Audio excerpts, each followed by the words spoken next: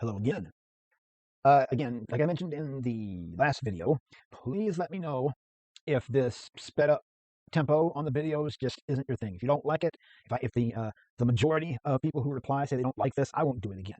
But keep in mind, uh, before you make that decision, that this particular lecture was an hour long, and changing the tempo on it brought it down to less than 40 minutes. So that is something to consider.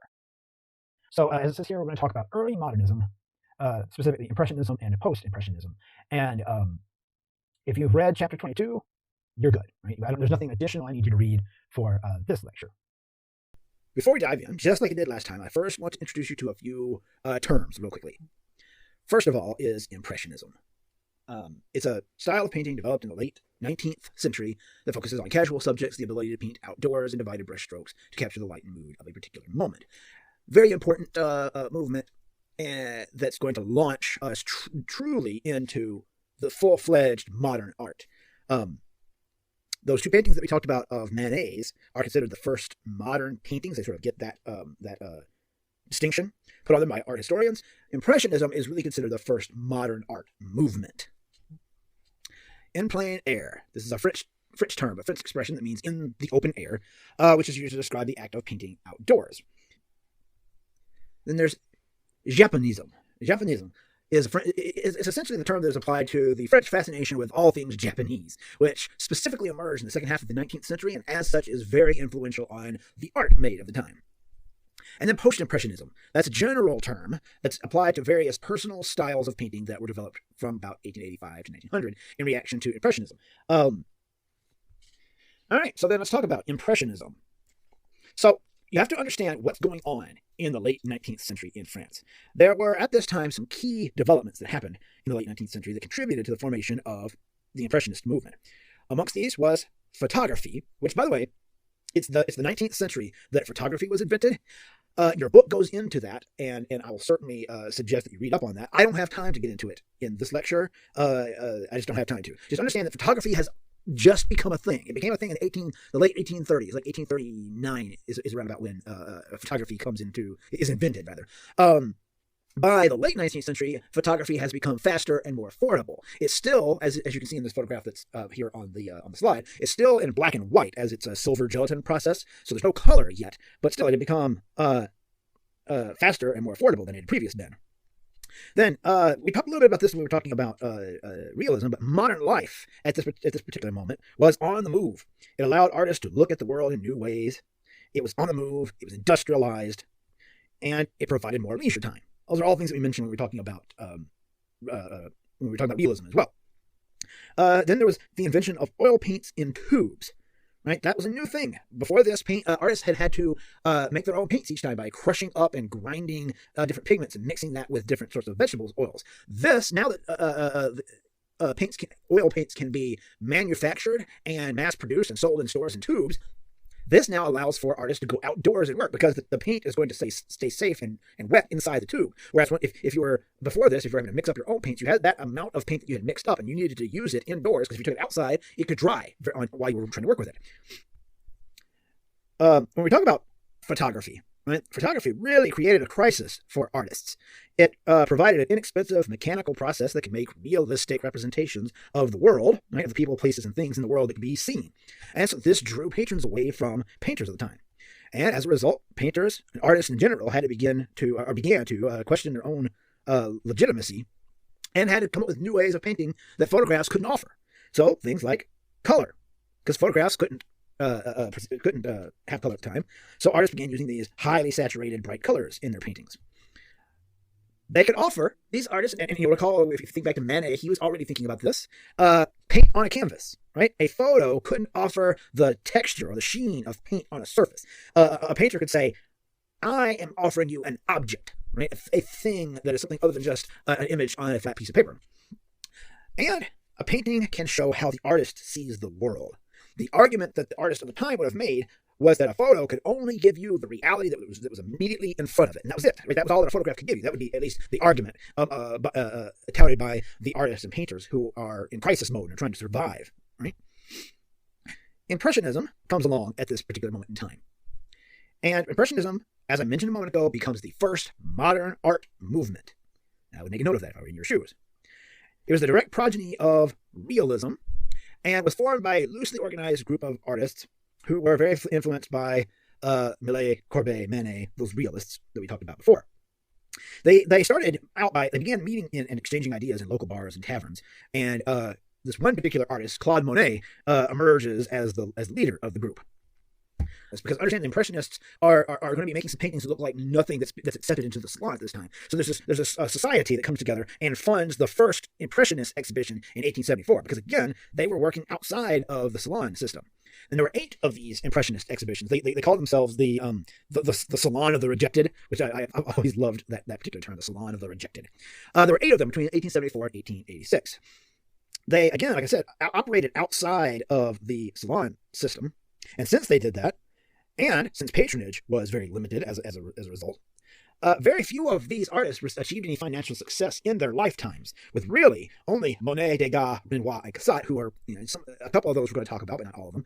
Degas, of course, we already have, lived long enough to actually see Impressionism legitimized and seen as a legitimate art form. All of these that we talk about lived into the early 20th century. So what are the characteristics? How do we know Impressionism when we see it? Impressionism had the same philosophy as realism. They said everyday ordinary people, everyday activities, are worthy subjects for art. Like they hang on to that idea. But however, Impressionism, their paintings are more casual and rarely so directly attack the art establishment in the way that we saw Courbet and Manet doing. Right? They're being revolutionary by choosing to keep what they're working, keep the subject matter and their approach very simplistic and very sincere, as opposed to any sort of direct attack. You're going to see brilliant saturated and or pastel colors. Look at that painting there to the right? Those are some saturated blues and oranges. Right? You're going to see the loose, quick brushwork, and in pastel, they're going to go even further than the Romantic painters did, with the brushwork even being separated, and you can see each mark of the paintbrush. And there's this fascination with capturing the effects of light and atmosphere, because again, they were able to go outside and paint for the first time, and so it occurred to them that they could capture moments from observation that artists of the past had all had to do by memory. They had to remember what they had seen. And there's a compressed or flattened sense of space. They're taking that directly from Manet. If you remember, Manet in both paintings that we looked at of his did that. They like asymmetrical compositions and intentionally awkward cropping. Degas, who again we group in with a realist, but often is also considered an impressionist. He was particularly famous for this, where his compositions would be off to one side. Right, it would seem like the important subject wasn't right smack dab in the middle, and the awkward cropping. You remember that one painting, The Absinthe Drinker? We had one character who was just right at the edge of the painting, and in fact his elbow was cut off.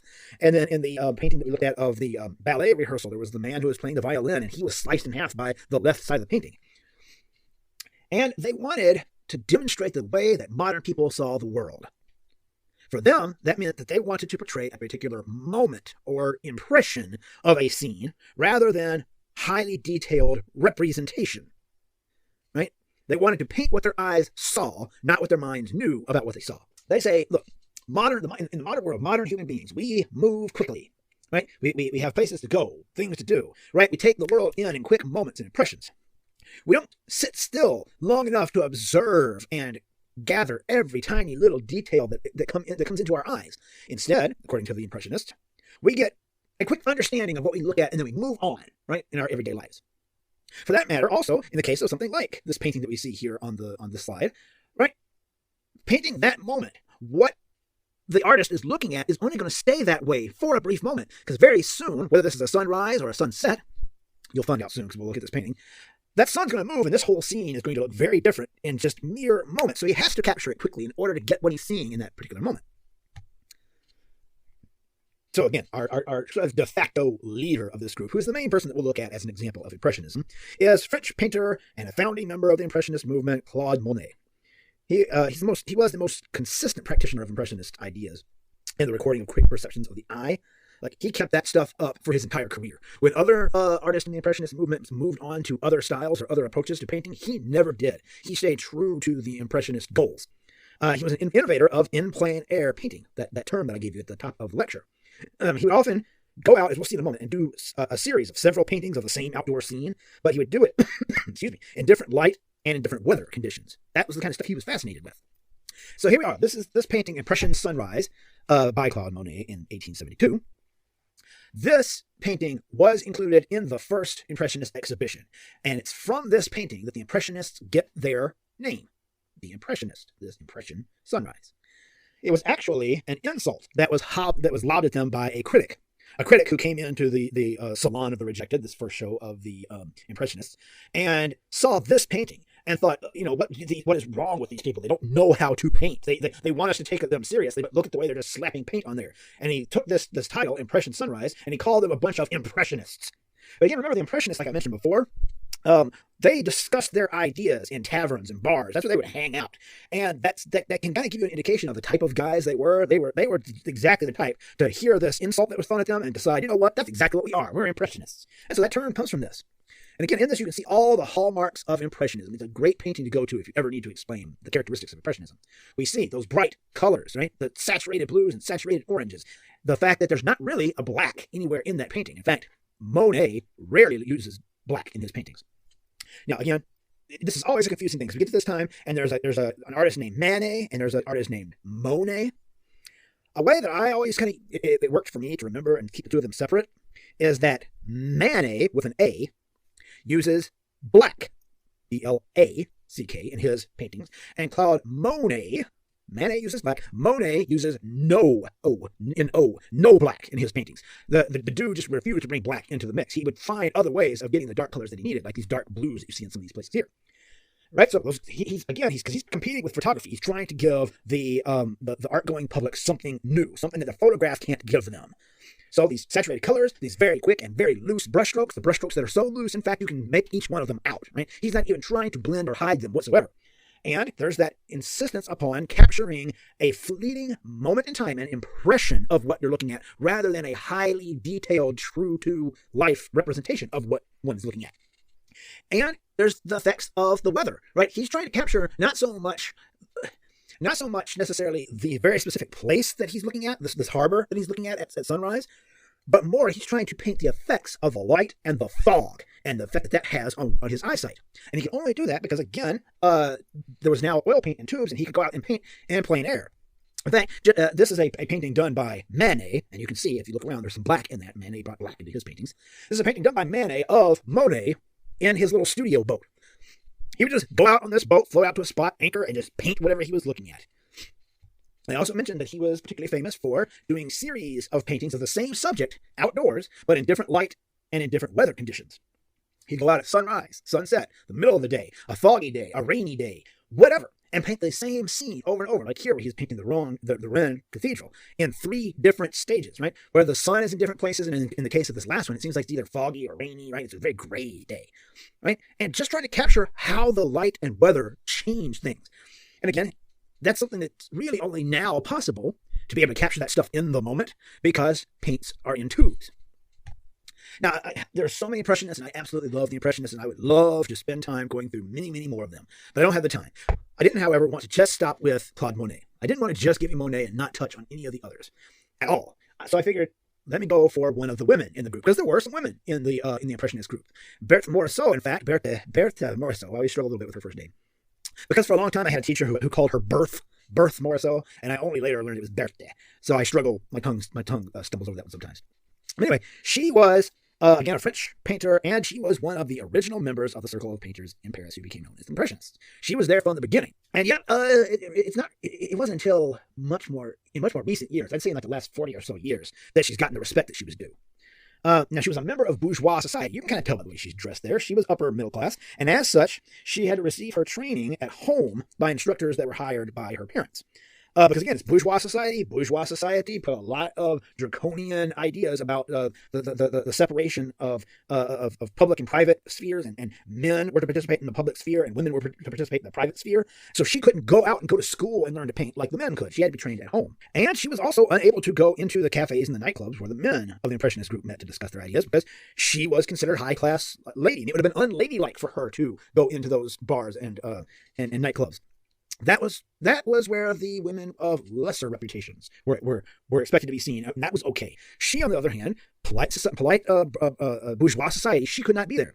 However, she did manage to become close friends with many of the group, and she even married Manet's brother, who encouraged her artistic career. Even after they were married, he didn't stop her. She actually, interestingly enough, got accepted into the official salon in Paris in 1864, and that really got her some street cred, if you will. But then she became more experimental, and she could no longer get her work into the salons, and she began to participate more in the Impressionist exhibits. Her work, because of her limited access to the sort of larger public sphere of society, often focuses on the everyday domestic life of bourgeois women and families in the home. That's what you will see mostly in her work. Not so much, say, Claude Monet going outdoors and painting. So we get paintings like this, The Cradle, from 1872. So notice that date, right? She was one of the Impressionists from the beginning. And you can see, even though this is a depiction, not like Claude Monet, of the effects of light and weather outdoors, it is an image of just an everyday person engaging in everyday life, a bourgeois woman looking over her child at home, domestic life. But look at the way that she's painted it, right? I mean, in and of itself, the subject matter already sort of brings it into the Impressionist realm, right? Everyday people doing everyday things. But the way she's painted it, right, with these extremely saturated blues and pinks, sure, in her case, she's bringing in some black. She's not as devoted as Monet is, tossing out that black, right? But the brushstrokes are very visible. And everything is sort of left with a lack of finish. She's not trying to go in there and shore up all the details. She's allowing the brushwork to be there. She's allowing things to look fuzzy and unfinished, giving an impression, again, of a moment. And she would become even more experimental with this kind of thing as she got into her later career, here in 1885, 86, with this painting, The Bath, the Girl Arranging Her Hair. Look at all those pinks and blues, little touches of gold here and there, and all those brush strokes that are not only visible, but are wild and going in directions that don't seem to make a huge amount of sense for what they're portraying. And then look at the chair she's sitting in. Remember we talked about flattened sense of space? Look at the chair she's sitting in and that table that's next to her. That table and that chair seem to be almost in two different perspectives, and then the background behind her is just a flat space, right? There's no sense of there being any depth here. That's a big indication that you're looking at Impressionism as well. Now, again, at this particular moment in time, Japonism is taking hold in France as well. This is due to a sudden influx of Japanese prints, some of them old at the time and some of them much newer. And these Japanese prints that were coming in, like this one here, The Bathhouse, by, I don't want to butcher his name, Tori Kiyonaga, from the 1780s. This kind of thing was starting to be imported into France, as again the bourgeois was very interested in these kind of things for decorating their home, and these looked so much different than anything that was being produced by Western artists. Right? Everything's very flat. There are strong outlines around all of the figures. There isn't this insistence upon light and shadow. There's not an insistence upon the Renaissance sense of space, the Renaissance linear perspective. Right? None of that's happening in here. Here we are with one much later. From the 1850s. Again, this is the kind of thing that was getting imported into France at the time, where again, the space feels flattened. There's almost multiple perspectives happening, right? It's like we're up above looking down into the boat in which this woman is sitting, but then the river itself looks like it's moving away from us in a certain kind of perspective. And, like, things look very flattened, and again, there's not the sense that we need shadows and light to model our figures. And there's a certain amount of eroticism and voyeurism that is in a lot of these prints that to the bourgeois and the Victorian era Western world seemed slightly risque, slightly naughty. Right? All of that was fascinating for the French about these particular prints, at least. And so that suddenly starts affecting the artists like the realists and the impressionists, and eventually the post-impressionists, which we'll get to shortly, who look at this and say, that's fascinating because that doesn't look like the stuff that the salon is telling me that I need to paint. Now, this doesn't look like what the salon tells me is art. And is their definition of what is good art, right? I look at this and I like this. Why can't I incorporate some of this myself? And when you look at a lot of the paintings and art that was being created by the realist, impressionists, and post-impressionists at the time, you can see that influence coming into play. There's this pastel drawing by Edgar Degas. Degas here is painting, is making this is not a painting, this is a pastel drawing of a young woman bathing, which suddenly became a very popular subject matter of the time. They have this voyeuristic quality to them. Right? Like it doesn't. We don't appear to have been invited in to look at this woman. We are peering from up above, right? I want to just briefly. I wasn't going to do this. I'm going to briefly take you back to Morisot's version of a woman who's bathing. In her particular case, right, the woman who's bathing is a young girl. She's in her clothing. She's tying her hair up, but she's still in her boudoir, taking care of bathing and grooming herself. And she's giving us a look of familiarity here, right? This doesn't feel like as much of a voyeuristic kind of thing. Morisot was making this painting because the image of a woman bathing had become particularly popular. And you can see her wanting to both provide the thing that is popular at the time, but also counter it with some different measures. But anyway, you can see, again, the influence of Japanese prints here, right?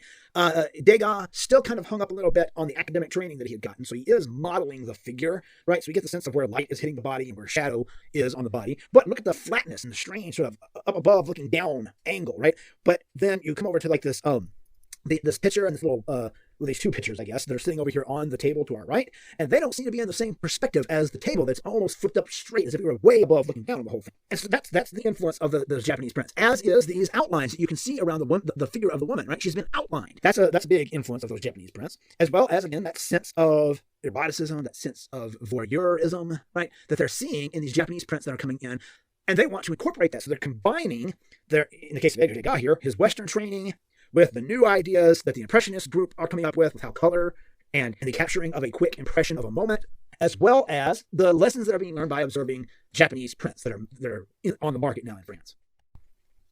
So then, what is post-Impressionism? As that title would suggest, this is going to come after Impressionism.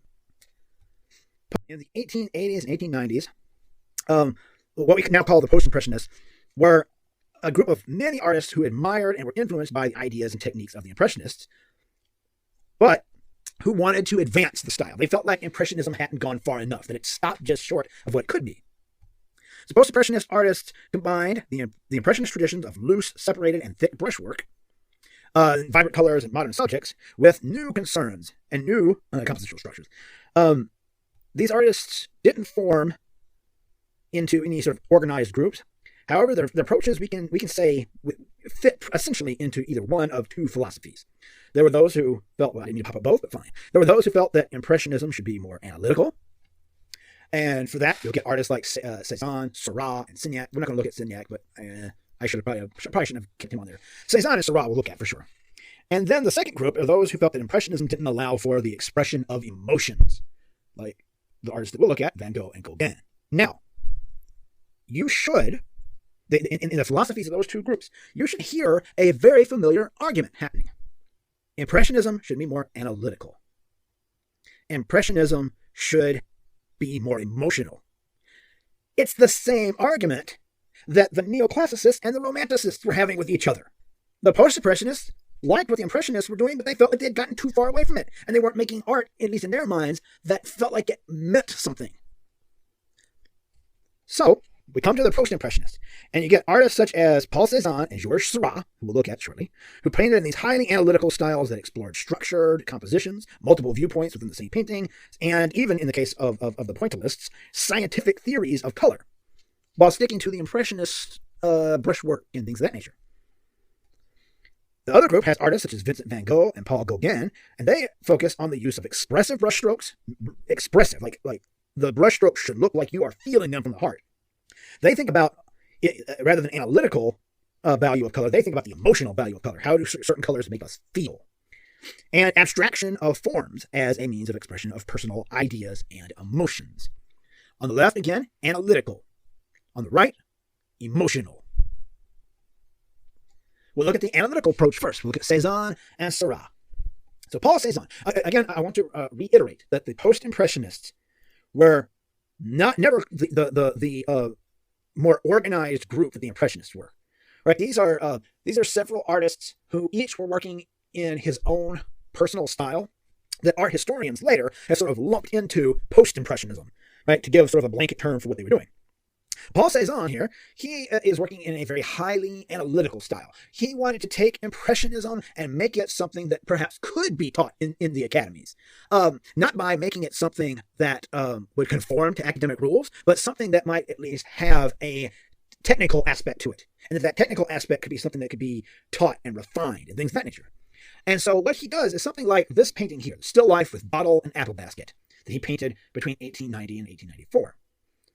Now, that should tell you a lot in and of itself right there. He worked on this painting on and off for 4 years. And you look at it, it seems like such a simple thing. It's a little still life with a basket of apples and some other accoutrements sitting on a table, right? Why did he spend 4 years on it? Well, it's because he was being super, super analytical with it, right? So let's talk about what he inherits from Impressionism. He inherits from Impressionism the very quick brushstrokes, the saturated color, the separated brushstrokes for that matter as well. And at least he makes it appear to have been a very quick impression put on the canvas in a quick manner. He's worked on it in such a way that it feels like it could have been that same very quick painting that Monet was doing, right? Where he differs is his analytical approach. Cézanne says, all right, it's the modern world, and I am a modern human being living in the modern world. I no longer live my life in the same way that those masters of the Renaissance lived their life. It doesn't make sense for me, like those Renaissance masters did, to sit in one fixed place and look and stare at one fixed thing and try to paint that. That made perfect sense for the Renaissance, but it's not the Renaissance anymore. Hundreds of years have gone by at this point. I'm a modern human being. I can get up, I can stand up, I can walk around and look at a still life or a landscape or what have you from multiple different viewpoints, right? And how do I then communicate that into a painting on the canvas? Well, the way he does that is by presenting us with a painting that when we first look at it doesn't seem off, but then the more we look at it, the more we realize we have multiple viewpoints going on, right? So for instance, right, if we say, look at the table over here, right? As the table is in sort of one perspective, and it comes across here, and that line, even in and of itself, doesn't quite connect with this line, which then continues over and definitely doesn't connect with this line of the table. Right? Then we come down to the edge of the table here, and it comes across, and it goes up underneath this fabric. And when you look at Cézanne, and if you see a piece of fabric like this folded up over something, you can pretty much guess it's hiding something. In this case, it's hiding the fact that he then switches perspectives over here. And now the table looks different. Over here, it's as if we're way above the table, looking down at it. And over here, it's as if we have maybe sat down, and we're looking at the table a little closer to eye level. Right? Whereas the apples then, in some cases, look like they just slide right off of this thing, and in other cases, they look like they're cradled nicely, that they're sitting in a good area that makes sense to where our eyes are looking at. And then look at these, like these little stacked lady fingers that he has. Lady fingers are a type of cookie, type of pastry.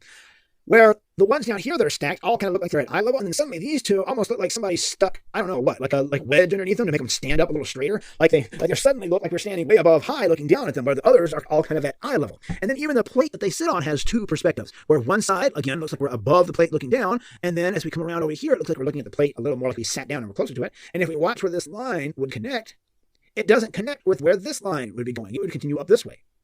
Right, so he's got all these different perspectives and different viewpoints that he sort of merged into one painting that doesn't immediately present itself as being that.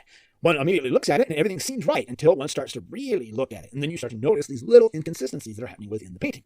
That's his analytical approach. Seurat, Georges Seurat, I know there's an S at the end, but it's Georges. Georges Seurat, born in 1859 and died sadly quite young in 1891. It would be interesting to know what he would have done with the rest of his career had he lived longer.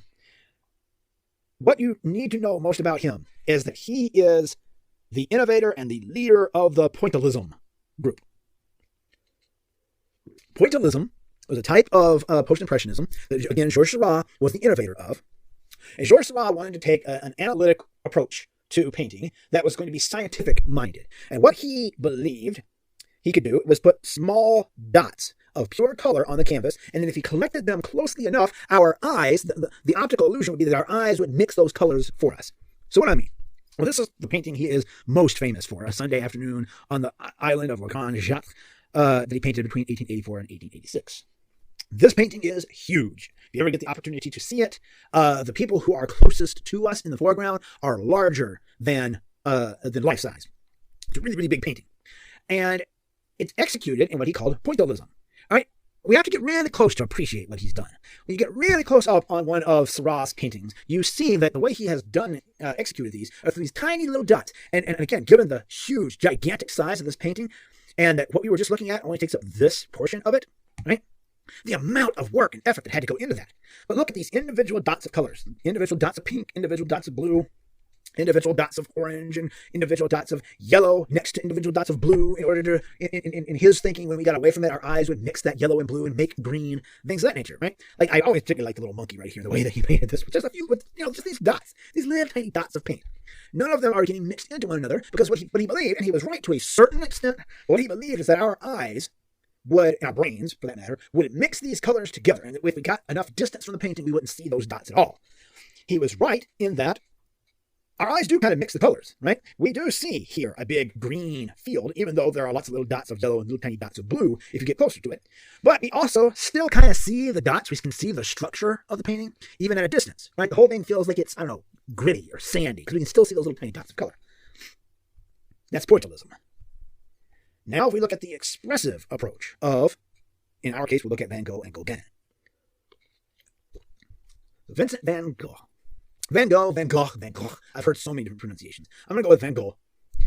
He was born in 1853, died in 1890. Now, Van Gogh, I'll touch on at least a little bit because it's rare. I ever teach a class that's never heard of Van Gogh, as if he was just somebody brand spanking new, like Van who, right? He's the one artist that just about anyone can name. If you ask just anyone on the street to name an artist, they're going to say Van Gogh or Picasso. That's just the way it's going to be. So everybody knows of Van Gogh, and one thing that everybody seems to want to think is that he was just this crazy, mentally ill guy. He was a tortured soul, and he painted the way he painted because of that insanity, right? Now, it's true. Vincent van Gogh dealt with a lot of mental illness, and I don't want to gloss over that. I don't want that to not become part of the conversation. However, at the same time, we're not going to look at his work as just the work of a madman, because if you ever read any of the stuff that he ever wrote, he had extremely interesting and well thought out ideas about art and its significance and how it should be accomplished. And he really only painted during the moments of his life when he was lucid, when he was going through bouts of madness and his mental health attacks. He was unable to paint. He could barely even take care. He had to have other people take care of him during that time. So the paintings that we have are during the times when he was in his lucid moments, and he would paint with a flurry because it seems almost like he wanted to get it all out before the next the next bout of insanity. Yes, he completed suicide. That is, and yes, I know there are also all of the different theories about whether he really committed suicide or not. I don't want to dive into all that. The long-standing understanding of it is that Vincent van Gogh died by suicide. But that does not change, that shouldn't inform us when we're looking at a painting like this, Starry Night, that he painted in 1889. It shouldn't inform us in such a way that we look at this and say something along the lines of only someone suffering with mental illness could have done this, because that's not necessarily the case. Van Gogh had these extremely interesting ideas about, again, the emotional value of color. He would use blues and yellows and oranges and greens in ways that were meant to evoke a mood, whether it be joy or melancholy or something in between, whether it be anger or whether it be elation or what have you. The colors were meant to express that emotion in some fashion. And he also had this intriguing idea about heaven. You have to understand that Van Gogh also tried his hands before becoming a painter, tried his hands at being a pastor, but he had some unorthodox ideas about religion that made it where he just didn't quite fit the mold of what the Lutherans wanted. He had this intriguing idea that heaven, rather than being this place that is distant from us that we can only have access to once we die, that heaven is right here on earth. And that the only reason we don't see it is that we get bogged down in all of the little minutiae of hell that are also existent here on earth. And that if we ever sort of break out of that mold, we can see how heaven and earth sort of coexist. And you can see that in a painting like Starry Night, where the exact same language, these swirls of paint that he uses to paint the sky, right? This is not representational. This isn't meant to show how the sky actually looks. These swirls are meant to be emotional and sort of give movement to our eyes and make our eyes move around, and we feel the expressiveness that's going on there. But he used this exact same brushstrokes when painting the world below, the earth, down here. These swirling bits of paint echo what's happening up there. Then in the foreground, he's got this cypress tree that sort of grows up, right? And it connects earth and the sky, earth and heaven, right? As a natural thing, a tree, in the same way that this church and its steeple connect earth and heaven, a man-made construct, right? He's contrasting those things, right? And he's going for an emotional impact. He also, in a painting like this one, Wheatfield with Crows, from 1890, is questioning the sense of Renaissance space. Now, there's the emotion of this, right? That path with its reds, it's like rusty reds and greens, contrasted against those harsh yellow stalks of wheat, contrasted against this darker blue sky and the sort of foreboding nature of those crows lifting up and flying away. The whole scene feels uneasy. But at the same time, there's a path that we sort of feel like we should be able to walk down, but it doesn't feel right. At least it doesn't feel right in terms of classical Renaissance perspective in that sense of space, because he's challenging that, and he doesn't seem to care about that. He wants an emotional impact first and foremost. He's not concerned about whether this feels like a field of wheat that goes on for several hundred yards or something, right? It's an immediate impact, an immediate feeling. Standing here at what seems to be a three-pronged fork in a path, each way leading to a different area of this wheat field. And the wheat field, again, is in this dark blue sky above. The whole thing feels ominous, right? That's a very different feeling from perhaps the more calm, cool collectedness of Starry Night. Emotion is what he's interested in. And to a certain extent, so is Paul Gauguin. Paul Gauguin, born in 1848 and died in 1903. We'll just sort of briefly dive into him. I don't want to spend a whole lot of time on his stuff. Gauguin knew Van Gogh, and Van Gogh sort of idolized Gauguin, but Gauguin never quite felt the same way toward Van Gogh, sadly. But we look at Gauguin, and we see, similarly to Van Gogh, his emotional use of color. Now, in his case, he was a bit full of himself, so we get a self-portrait here, where he is essentially putting himself in the place of God, right, who is there holding the serpent and the apples at the Garden of Eden. He's even put a halo over his head, right? He thought very highly of himself. But the extreme emotional value of this, that pure yellow, uninterrupted, that pure red above, uninterrupted, right? The loose brush strokes, things of that nature. He was looking for emotional and spiritual expression that he could bring into his work. And later in his life, he left and lived in Tahiti for a while, which was a French territory at the time. It's a Polynesian island. And here, it's a little problematic. This is where Gauguin gets a little problematic, for me at least. Because he went here and he met the people of Tahiti, and he felt that their life was more primitive than the Western industrialized life that he was living. And as such, he felt like they were more closely connected to whatever spiritual, primordial spiritual nature there was to the earth than Western industrialized people were. And so he spent a lot of time in his later years in life painting these people. And so if you see paintings of naked brown women that have sort of this style to them, it's probably Gauguin. He was very interested in trying to depict what he saw as a people who were more spiritually connected to something that we had cut ourselves off of because of modern life. But where that's sort of problematic, I mean, that's problematic enough because it smacks of a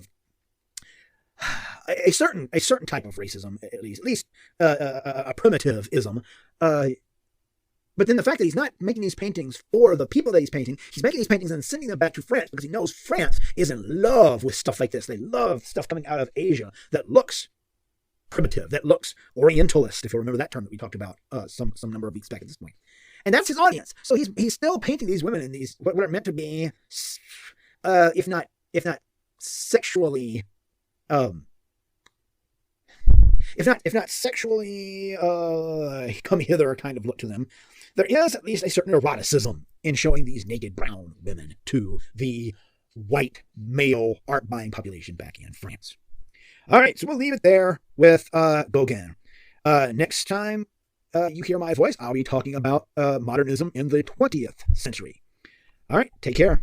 Bye-bye.